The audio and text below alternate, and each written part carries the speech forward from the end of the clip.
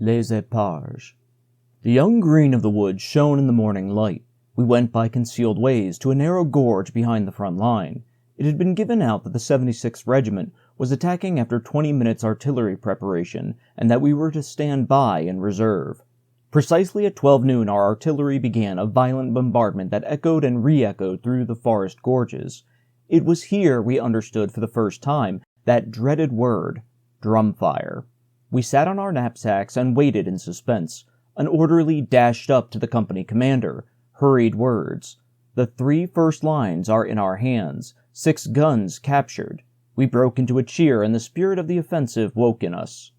At last came the long-forward orders, and we moved off in file in the direction of the faint crackling of rifle fire. It was war. Beside the path in a dense plantation of firs, there were dull crumps, and earth and twigs came showering down. The laughter was a trifle forced when one of us, overcome by his nerves, flung himself on the ground.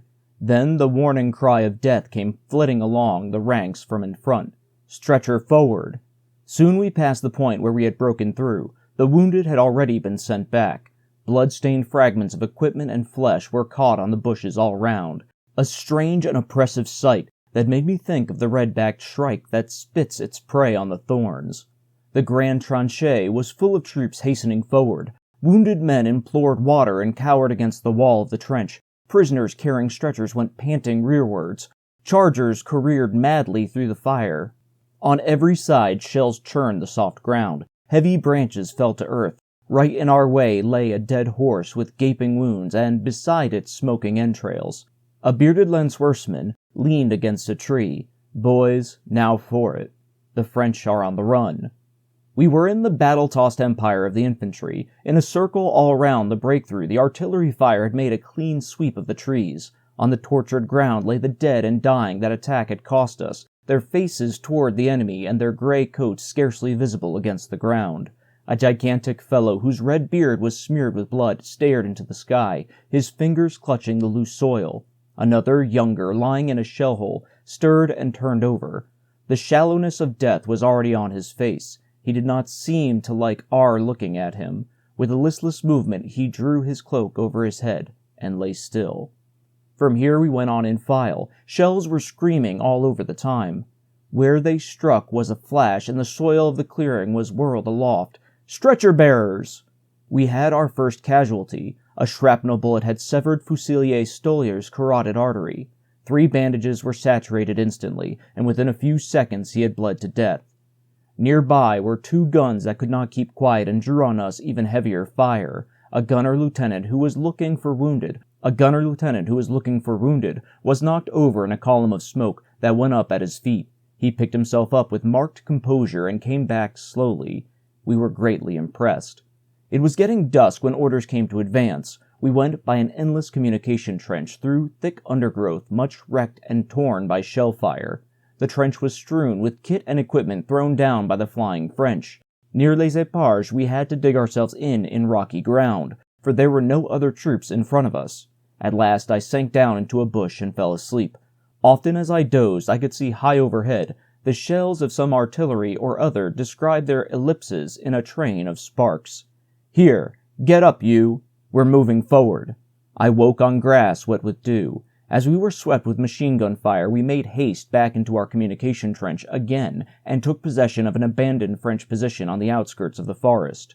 My attention was caught by a sickly smell and bundle hanging on the wire. Jumping out of the trench in the early morning mist, I found myself in front of a huddled-up corpse, a Frenchman.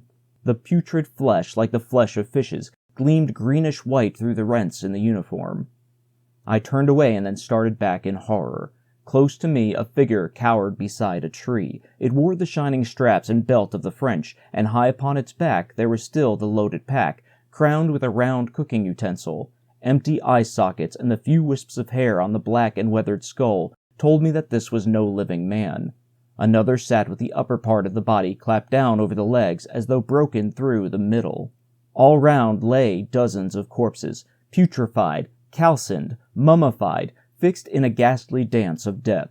The French must have carried on for months without burying their fallen comrades. Before midday the sun broke through the mist and sent out a pleasing warmth. I had slept for a bit on the floor of the trench. I walked along its deserted bays. Taken by the attack of the day before, it was heaped high with mountains of provisions, munitions, equipment, weapons, and newspapers. The dugouts resembled plundered pawnbrokers' shops. Here and there lay the bodies of those who had fallen at their posts. Their rifles were still on the parapet. A trunk with head and neck shot away was clipped in among some riven woodwork. White cartilage shone out from the red and blackened flesh.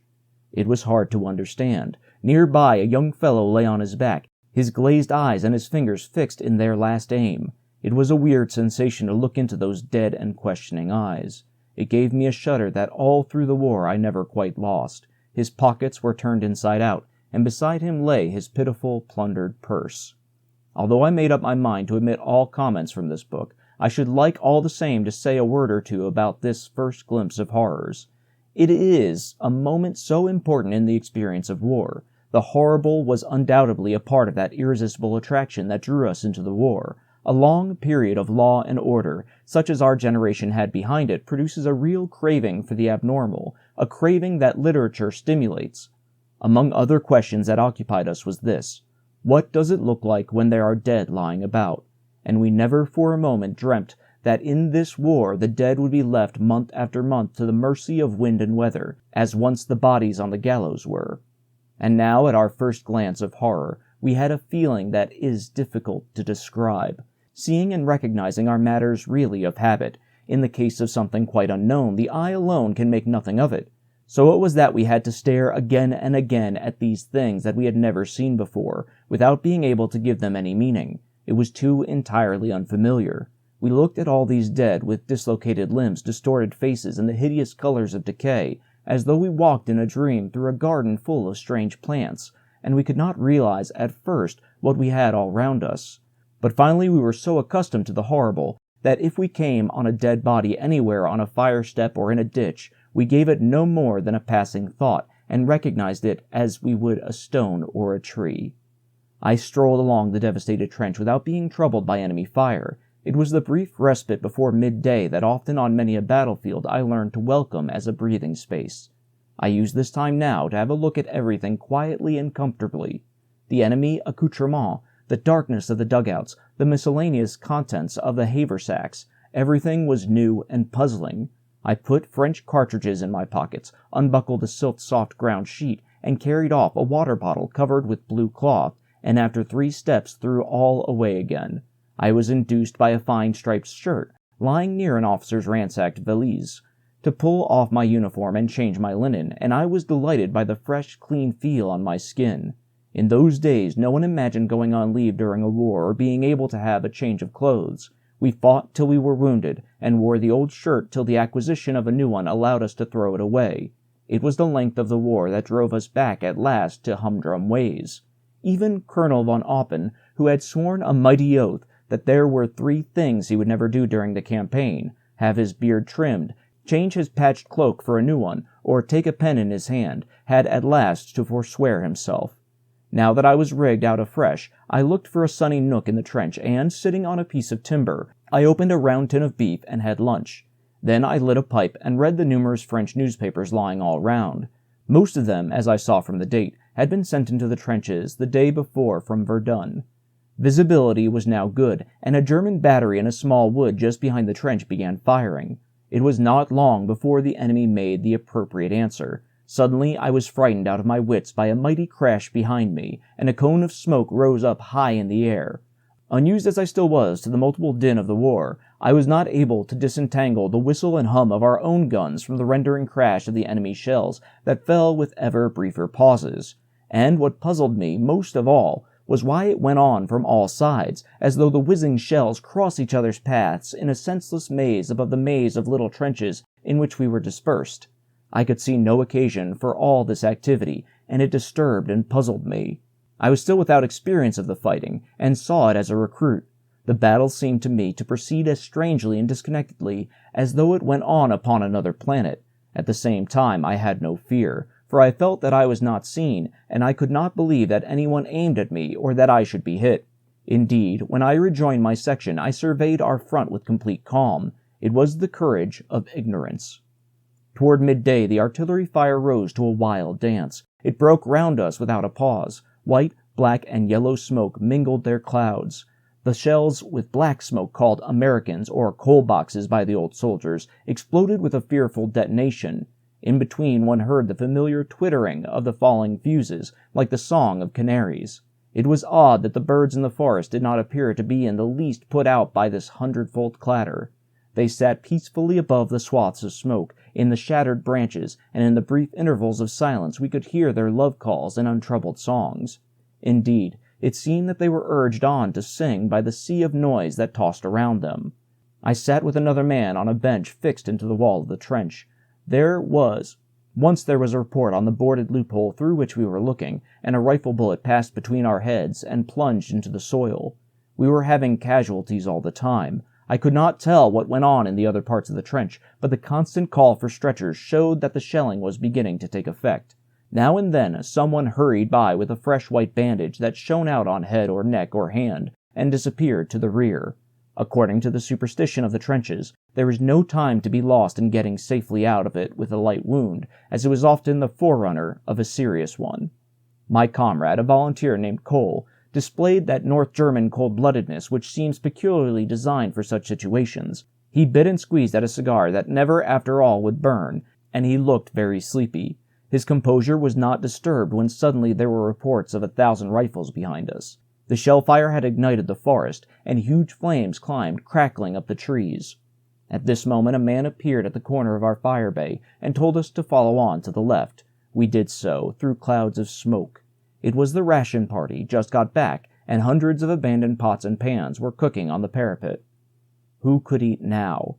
A crowd of wounded with blood-soaked bandages pressed on past us, showing the state of their nerves in their white faces. Above all, along the edge of the trench, stretcher after stretcher passed along quickly to the rear. The feeling that we were in a tight corner began to take hold of us. "Look out for my arm! Look alive, man! Keep touch!" The trench ended in a wood. We stood aimlessly under giant beeches. Our company commander, a lieutenant, came up through the undergrowth and called for the senior NCO. "Swarm out and take up a line facing west. Then report to me in the dugout in the clearing." With a curse, the NCO took over. The impression made on the men by this occurrence was a standing lesson to me during the whole time I was in command myself. Later I got to know this officer, who distinguished himself on many occasions, and I learned that matters of importance had detained him. All the same, an officer should never be parted from his men in the moment of danger on any account whatever. Danger is the supreme moment of his career, his chance to show his manhood at its best. Honor and gallantry make him the master of the hour. What is more sublime than to face death at the head of 100 men? Such a one will never find obedience fail him, for courage runs through the ranks like wine. We deployed and, wondering what to expect, took cover in a row of flat pockets hollowed out by some predecessor or other. We were calling out to each other and joking, when we were cut short by a noise that shook us to the marrow. 20 meters behind us, clods of earth were whirled through a cloud of white smoke and rattled through the treetops. Time after time the explosions rolled through the forest. With glazed eyes we stared at one another, and our bodies clove to the earth in utter impotence and prostration. Shell followed shell. Suffocating gases hung in the undergrowth. Dense vapor wrapped the treetops. Trees and branches came crashing to the ground. Loud cries rang out. We jumped up and ran wildly, hunted by lightnings and stunned by rushes of air. We ran from tree to tree, seeking cover and chasing round the great trunks like hunted game. A dugout into which many ran got a direct hit that sent the heavy timber sky high. With the NCO, I ran panting to a mighty beach, like a squirrel pursued with stones. Automatically, and starting back at one shell burst after another, I ran on after him, while he turned round now and again and stared at me with wild eyes and shouted, "What about these ones, eh? What about these?" Suddenly there was a flash among the interlacing roots, and a blow against my left thigh threw me to the ground. I thought I had been hit by a lump of earth. Then I saw from the stream of blood that I was wounded. Later I discovered that a splinter as fine as a hair had given me a flesh wound after expending its force on my purse. The shaving cut from the thick leather was as thin as a sheet of paper. I threw down my pack and ran to the trench we had left. From all sides the wounded converged upon it out of the shell-swept wood. The trench was frightful. It was blocked with severely wounded and dying men. One, stripped to the waist and with torn sides, leant against the trench wall. Another, from the back of whose head a triangular rent hung down, uttered piercing, agonizing cries without ceasing, and still shell upon shell. My nerve broke down utterly. Without regard for anyone, I ran anyhow through the throng, and at last, falling back once or twice in my haste, climbed up out of the hellish tumult of the trench, so as to have free passage in the open. I tore along like a bolting horse through the thick undergrowth, across tracks and clearings, till at length I found myself in a part of the wood near the Grand Tranchée. Close by was a dressing station, a dugout covered with branches. Here I spent the night among a crowd of other wounded. A worn-out doctor stood in the midst of groaning men, bandaging, injecting, and giving directions in a quiet voice. I pulled the cloak of one of the dead over me, and fell into a deep sleep, disturbed by strange and feverish dreams. I woke once in the middle of the night and saw the doctor still at work by the light of a lantern. A Frenchman uttered every moment a piercing yell, and near me someone grumbled irritably, "Just like a Frenchman. Oh well, if they couldn't yell, they wouldn't be happy." Then I fell asleep again. When I was being carried out the next morning, a splinter bored a hole through the canvas of the stretcher between my knees. It was taken across the Grand Tranchée, which was still heavily bombarded. I was taken across the Grand Tranchée, which was still heavily bombarded, to the chief dressing station. Near me in the jolting ambulance lay a man with an abdominal wound who implored his comrades to shoot him with the orderly's revolver. A hospital train stood under steam in St. Maurice station, and in 2 days we reached Heidelberg. As I saw the slopes above the Neckar wreathed in cherry blossom, I felt a vivid pang of homesickness. How beautiful a country, worth bleeding for and dying for! The Battle of Les Eparges was the first I was in, and it was not at all what I had expected. I had taken part in a great military operation without coming within sight of the enemy. It was later that I experienced hand-to-hand fighting, that supreme moment of warfare when the infantryman comes into the open and when the chaotic vacancy of the battlefield has its murderous and decisive interludes.